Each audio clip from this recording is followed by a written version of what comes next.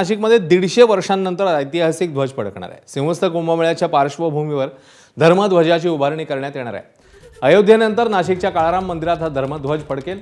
29 फूट उंच पितळी स्तंभ आणि 70 फूट शिखरावर उभारणी करण्यात आली आहे। आणि या कार्यक्रमासाठी देशाचे माजी राष्ट्रपती रामनाथ कोविंद, राज्याचे मुख्यमंत्री देवेंद्र फडणवीस, महिला आयोगाच्या राष्ट्रीय अध्यक्षा विजया रहाटकर यांच्या प्रमुख उपस्थितीमध्ये हा सोहळा संपन्न होणार आहे।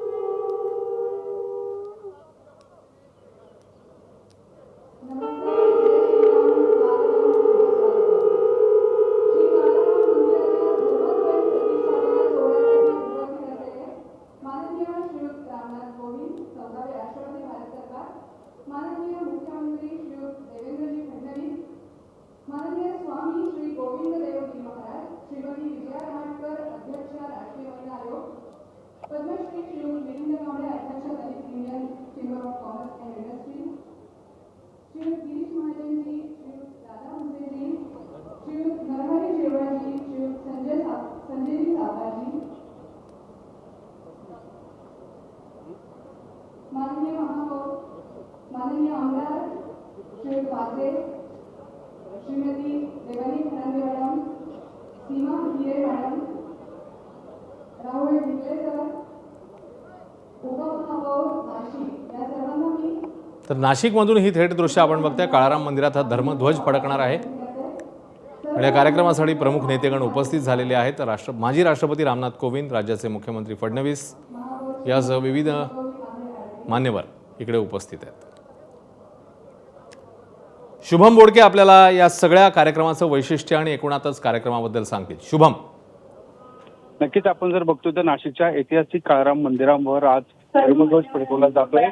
जवळपास 150 वर्षानंतर हा ऐतिहासिक ध्वज पुन्हा फडकवला जाणार आहे आणि आज सिंहस्थ कुंभमेळ्याच्या पार्श्वभूमीवर खरं तर या धर्मध्वज हा उभारला या ठिकाणी गेलेल्याचं आपल्याला पाहायला मिळालं आहे। आणि एकूणच जर बघतोय तर या कार्यक्रमासाठी माजी राष्ट्रपती रामनाथ कोविंद असतील, राज्याचे मुख्यमंत्री देवेंद्र फडणवीस, त्यासोबत मंत्री गिरीश महाजन, कुंभमेळा मंत्री आहेत मंत्री दादा भुसे, नरहरी झिरवाळ यांची देखील या ठिकाणी विशेष उपस्थिती पाहायला मिळते। राष्ट्रीय महिला आयोगाच्या विजया रहाटकर देखील या ठिकाणी उपस्थित झालेल्या आहे। आपण जर पाहिलं तर पारंपरिक विधीनंतर हा ध्वजस्तंभ जो आहे तो स्थापन सोहळा या ठिकाणी खरं तर आपल्याला या ठिकाणी सोहळा पार पडताना पाहायला मिळतोय। एकूणच अयोध्या मंदिर नंतर नाशिकच्या या काळाराम मंदिरावर देखील हा धर्मध्वज जो आहे तो फडकवला जातो आहे। एकूण जर अश्विन जर पाहिलं तर 29 फूट उंच आणि पितळी हा स्तंभ या ठिकाणी आपल्याला पाहायला मिळतोय। खरं तर 70 फूट शिखरावर त्याची उभारणी ही करण्यात आलेली आहे आणि सुमारे 90 दिवसात हस्तकलेने हा ध्वज तयार केलेला आपल्याला पाहायला मिळतोय। या धर्मध्वजाच्या कार्यक्रमासाठी या ठिकाणी आपण जर पाहिलं तर म्हणजे तशी तयारी करण्यात आलेली आहे आणि आज हा ऐतिहासिक सोहळा या ठिकाणी पार पडतो आहे। आणि या ऐतिहासिक सोहळ्याच्या साक्षीदार होण्यासाठी या नाशिक नगरीतले जे राम भक्त आहेत ते या ठिकाणी मोठ्या संख्येने उपस्थित झालेले आहे आणि आता या ठिकाणी धर्मध्वज जो आहे तो फडकवला जाणार आहे। आणि यासाठी या ठिकाणी आपण जर बघतोय तर उच्चार करून या ठिकाणी शंखनाद जो आहे तो झाल्यानंतर या ठिकाणी काही वेळात जो धर्मध्वज आहे तो या ठिकाणी फडकवला जाणार आहे। खरं शुभम, आणि आता ह्या प्रत्यक्ष कार्यक्रमाला सुरुवात झालेली दिसते। नेमका आजचा हा कार्यक्रम काय काय असणार आहे, किती वेळाचा असणार आहे? पहिला जो कार्यक्रम आहे आपण जर या ठिकाणी बघितलं तर या ठिकाणी पूजा विधी सकाळपासून सुरू आहे। या ठिकाणी आपण आता या ठिकाणी पाहिलं तर धर्मध्वज जो मुख्य जो कार्यक्रम आहे त्या कार्यक्रमाला सुरुवात झालेली आहे।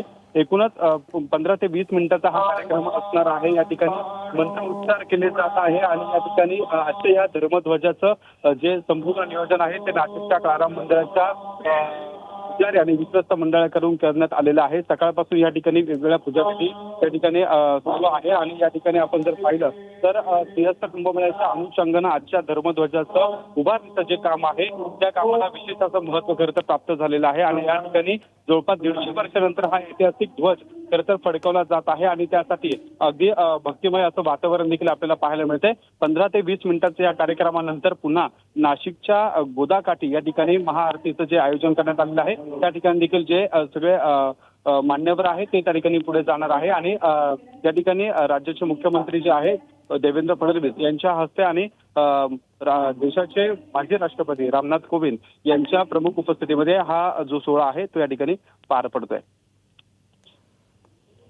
नक्कीच शुभम, जसं तू सांगतोयस प्रमुख नेतेगण उपस्थित झालेले आहेत. मुख्यमंत्री फडणवीस आहेत, माजी राष्ट्रपती आहेत रामनाथ कोविंद. आपण त्या सोहळ्यामध्ये जाऊया. त्यांच्या सुविद्य पत्नी आणि त्यांची त्यांच्या सुविद्य पत्नी आणि त्यांची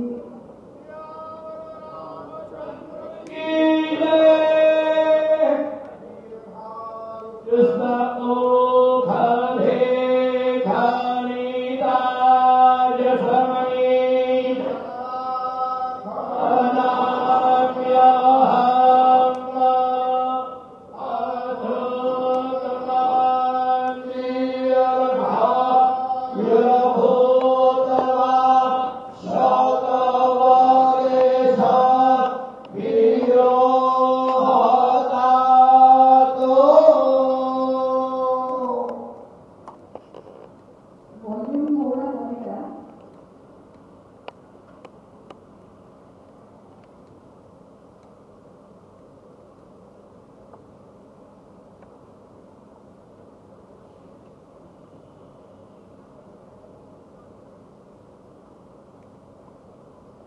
माननीय राष्ट्रपती महोदयांची स्मरण आहे. त्यानंतर मुख्यमंत्री महोदयांचे स्वागत करण्याची विनंती विश्वस्त श्री मिलिंद राणे आणि शुभम मानकर यांच्याकडे.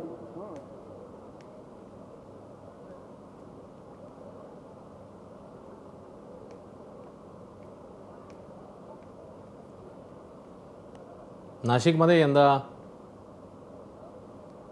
कुंभमेळ्याच्या दृष्टीने देखील पावलं टाकण्यात येत असतानाच आता काळाराम मंदिरात हा धर्मध्वज फडकतोय. त्याचा हा मुख्य सोहळा. माजी राष्ट्रपती रामनाथ कोविंद उपस्थित आहेत, मुख्यमंत्री फडणवीस आहेत, प्रमुख नेतेगण आणि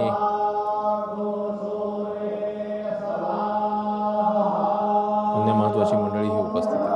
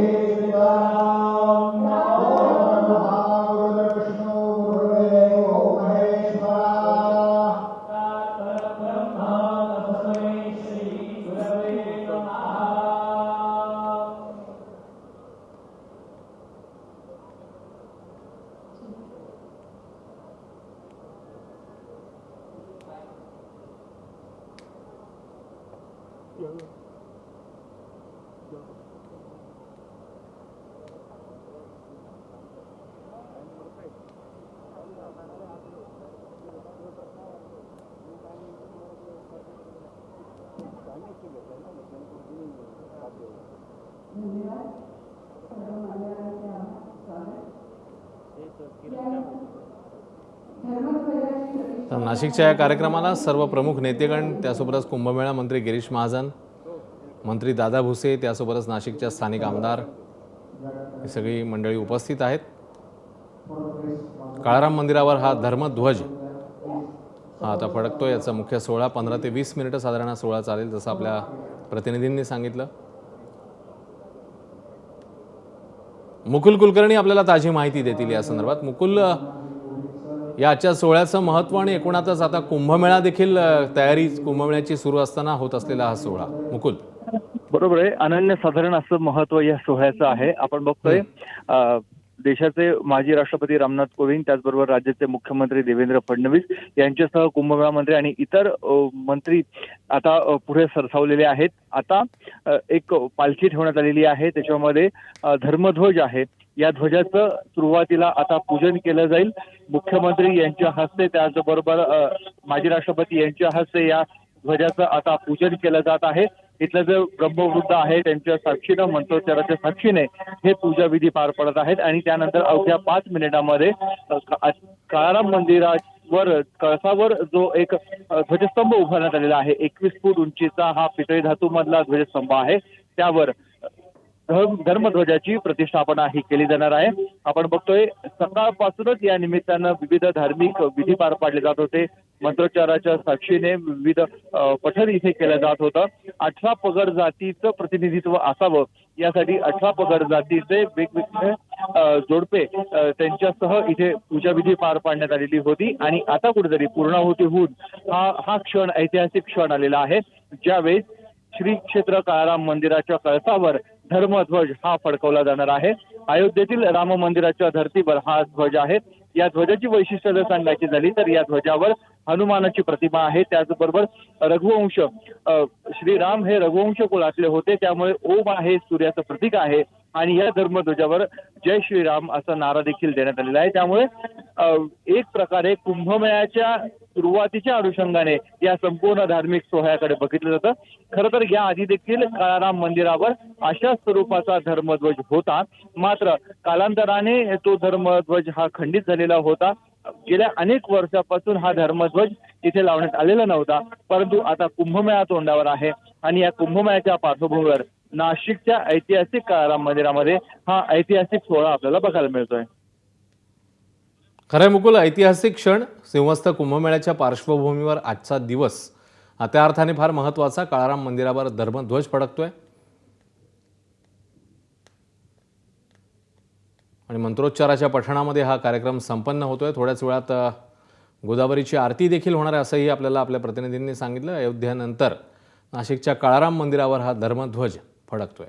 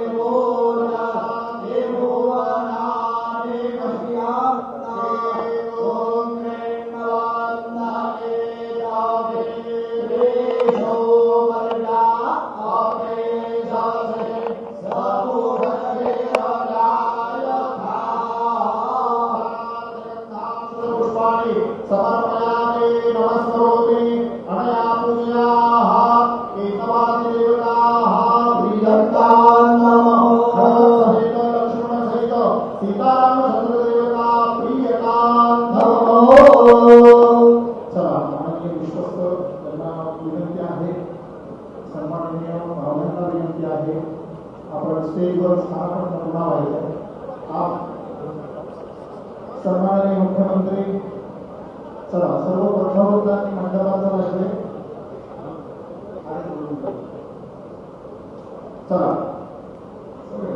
पुन्हा स्टेजवर. मंत्रोच्चार पठण झाल्यावर आता धर्मध्वज फडकण्याच्या दृष्टीने कार्यक्रम सुरू होतोय आणि त्यानंतर गोदावरीची आरती देखील होणार अशी ही माहिती आता समोर आलेली आहे. सिंहस्थ कुंभमेळ्याच्या पार्श्वभूमीवर आजचा हा सोहळा काळाराम मंदिरावर हा धर्मध्वज फडकेल, ज्याच्यामध्ये माजी राष्ट्रपती रामनाथ कोविंद, मुख्यमंत्री फडणवीस, त्यासोबतच महिला आयोग अध्यक्षा, स्थानिक आमदार, ही सगळी नेतेगण, त्यासोबतच मंत्रीगण देखील विविध पक्षांचे उपस्थित.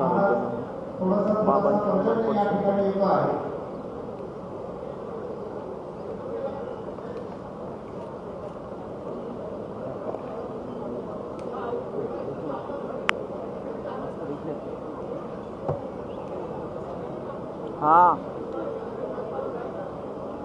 आता आहे ना, थांब, नेमकं आहे ना ध्वज हे करत आहे. ए विकी नेटवर बघ ना किती आहे. हाच तो ध्वज आहे जो आता भडकेल नाशिकच्या काळाराम मंदिरावर. सर्व प्रमुख मान्यवरांच्या हस्ते, अतिथींच्या हस्ते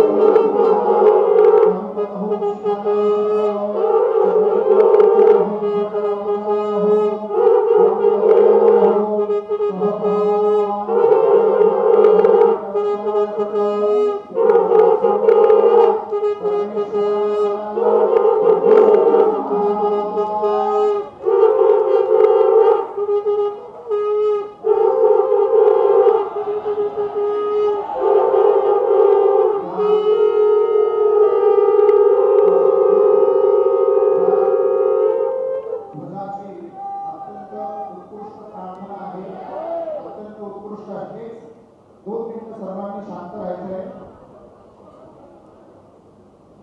राम जन्मभूमी अयोध्या, त्याचप्रमाणे उज्जैन, त्याचप्रमाणे काशी विश्वनाथ मंदिर या सर्व ठिकाणी प्राणप्रतिष्ठेकरता परमपूज्य शांतारामजी भानसे दिनेशजी गायलेली मी स्वतः आम्हाला तिघांनाही पंतप्रधानांना 4 वेळेला पूजा सांगण्याचं भाग्य मिळालं. आज देवेंद्रजींना पूजा सांगण्याचं भाग्य मिळत आहे. मी वेदमूर्ती शांतारामजी भानसे यांना विनंती करतो की आपण ध्वजाची प्रार्थना या ठिकाणी म्हणायची. 2 मिनिटं थांबा. हे ते चालले अशोक सर्व मंडळांनी पूर्णाहुतीकडे यज्ञ विधेयावर शिरवली.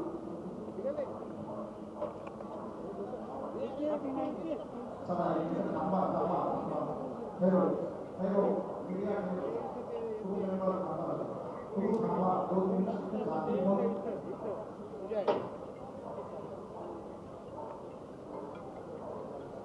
नाशिकमधून ही थेट दृश्य आपण बघताय. काळाराम मंदिरात धर्मध्वज फडकलेला आहे मान्यवरांच्या उपस्थितीमध्ये. सर्व यजमान आपल्या मुलींनी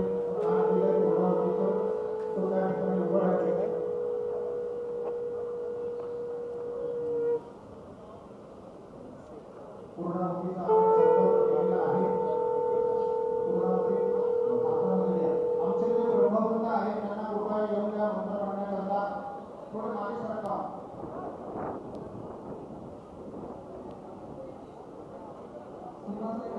शांतारामजी भानसे कृपया पुढे या. पूर्णाहुतीचा